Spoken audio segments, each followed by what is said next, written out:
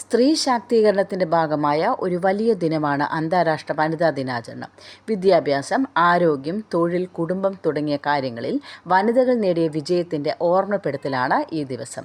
ലോകത്തിലെ എല്ലാ വനിതകൾക്കുമായി ഒരു ദിവസം എന്ന ആശയത്തിൽ നിന്നാണ് വനിതാ ദിനാചരണം ഉരുത്തിരിഞ്ഞത്. ഇൻ്റർനാഷണൽ വിമൻസ് ഡേ എല്ലാ വർഷവും മാർച്ച് 8-ാം തീയതി ആചരിക്കുന്നു. ഈ ദിനത്തിന് ഒരുപാട് ചരിത്ര ഓർമ്മകൾ കൂട്ടുണ്ട്. സ്വന്തം ജോലിസ്ഥലത്തെ സൗകര്യങ്ങളും ജീവിത സാഹചര്യങ്ങളും മെച്ചപ്പെടുത്താനായി വനിതകൾ നടത്തിയ മുന്നേറ്റത്തിൻ്റെ പിൻബലവും വ്യവസായ കുത്തകകളുടെ ആധിപത്യത്തിന്മേൽ വിയർപ്പും ശക്തിയും കൊണ്ട് സ്ത്രീകൾ വരിച്ച വിജയത്തിൻ്റെ കഥയും അവയിൽ പ്രധാനപ്പെട്ടവ.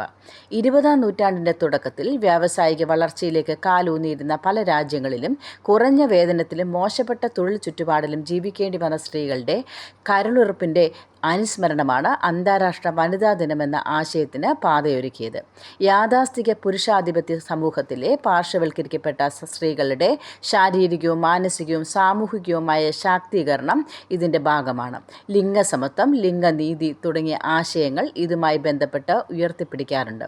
വിവേചനവും അതിക്രമങ്ങളും അവസാനിപ്പിക്കുക എന്നതും അന്താരാഷ്ട്ര വനിതാ ദിനാചരണത്തിൻ്റെ മുഖ്യ ലക്ഷ്യങ്ങളിൽ ഒന്നാണ്.